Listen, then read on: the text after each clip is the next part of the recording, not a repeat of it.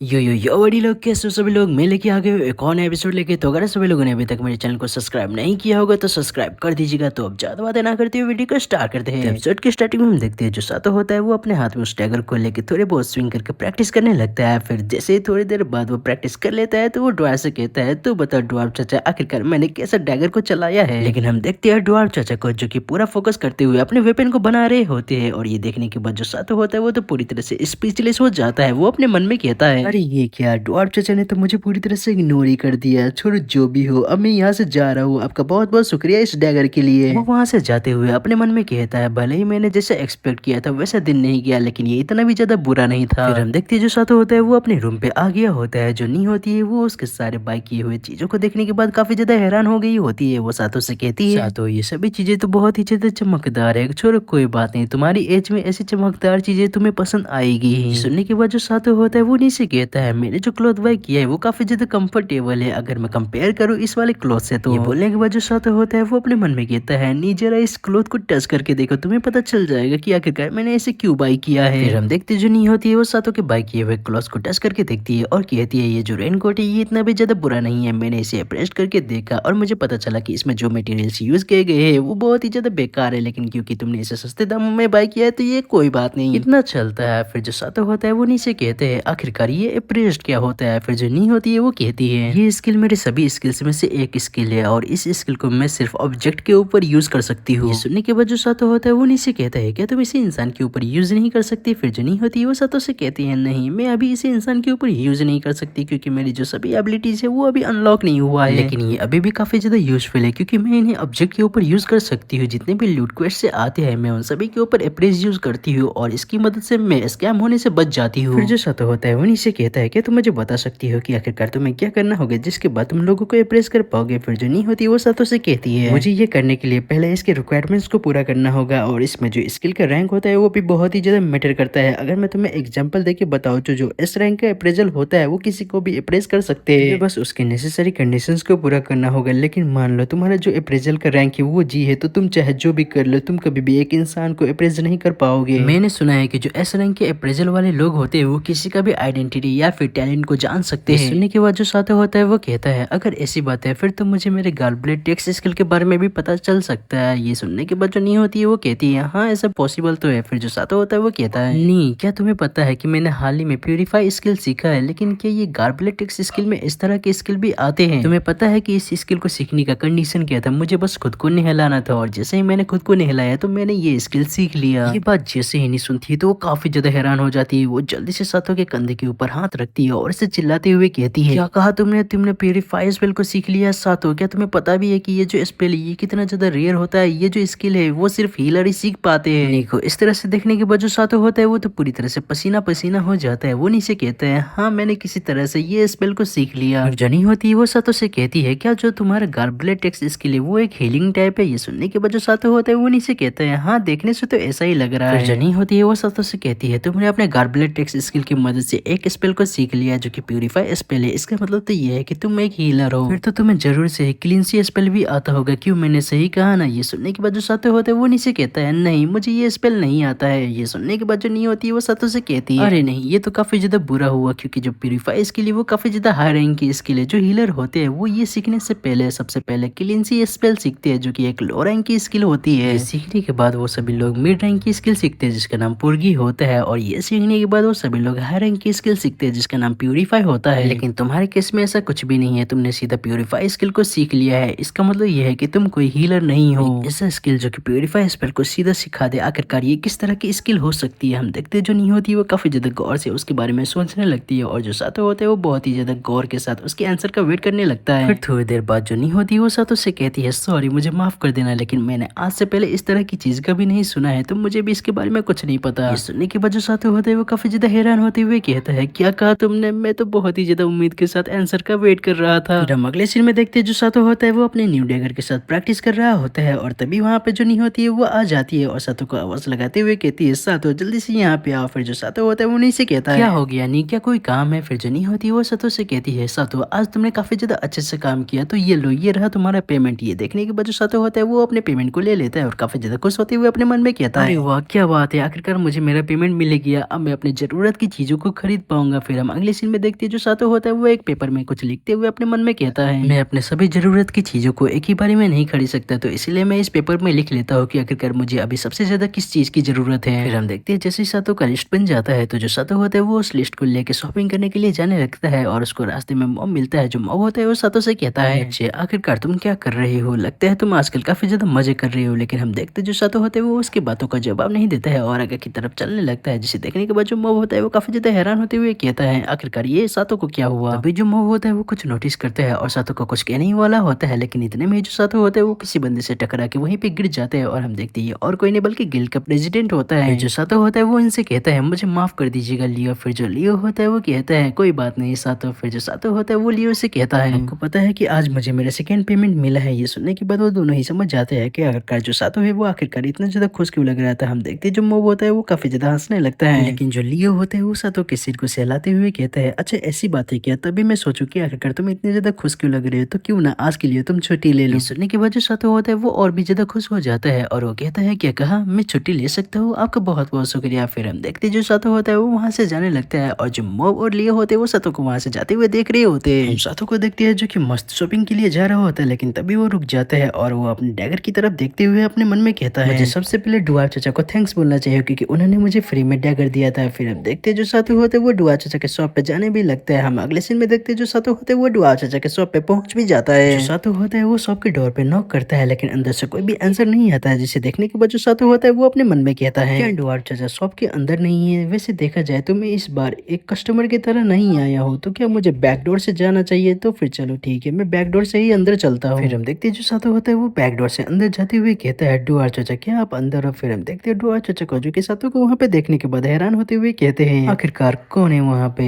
ये तो एक इंसान का बच्चा है, क्या तुम वही इंसान के बच्चे हो जो कि लास्ट टाइम यहाँ पे आए थे। फिर हम देखते हैं जो सातो होता है वो डुआ चाचा से कहते हैं डुआ चाचा आपने मुझे फ्री में एक डैगर दिया था जिसकी वजह से मैं आपको थैंक यू बोलना चाहता हूँ। लेकिन हम देखते हैं जो डुआ चाचा होता है वो सातो को उठा लेता है और सातो से कहता है जरा मेरी बात सुनो, मैंने आयरन को टेम्पर किया, लेकिन मैंने जैसे ही टेम्पर किया तो वो हार्डन तो हो गया लेकिन वो बार बार टूट जाता है। ये देखो तुम, ये बार बार इस तरह से टूट जाता है, तो मुझे बताओ कि आखिरकार अब मैं क्या करूँ। ये सुनने के बाद जो सातो होता है वो डुआ चाचा से कहता है डुआ चाचा आप थोड़ा सा शांत हो जाइए, आपके इस तरह से पकड़ने की वजह से मुझे काफी ज्यादा दर्द हो रहा है। ये सुनने के बाद जो डुआ चाचा होता है वो काफी ज्यादा हैरान हो जाता है और उस सातो को छोड़ते हुए कहता है अरे नहीं नहीं मेरा ऐसा करने का कोई इरादा नहीं था, मुझे माफ कर दो, मुझे माफ कर दो। मैं काफी ज्यादा समय से इसके ऊपर एक्सपेरिमेंट करे जा रहा हूँ और मैंने काफी सारी चीजें इसके ऊपर ट्राई भी किया, जिसके बाद ये हार्डर तो हो गया लेकिन ये काफी ज्यादा कमजोर होता है और ये बार बार टूट जाता है। सुनने के बाद जो सातो होता है वो काफी ज्यादा हैरान होते हुए अपने मन में कहता है अरे डुआ चाचा आखिरकार ये सभी चीजें करने की आपको जरूरत क्या थी, क्योंकि ये सभी चीजें करने का कोई पॉइंट ही नहीं है।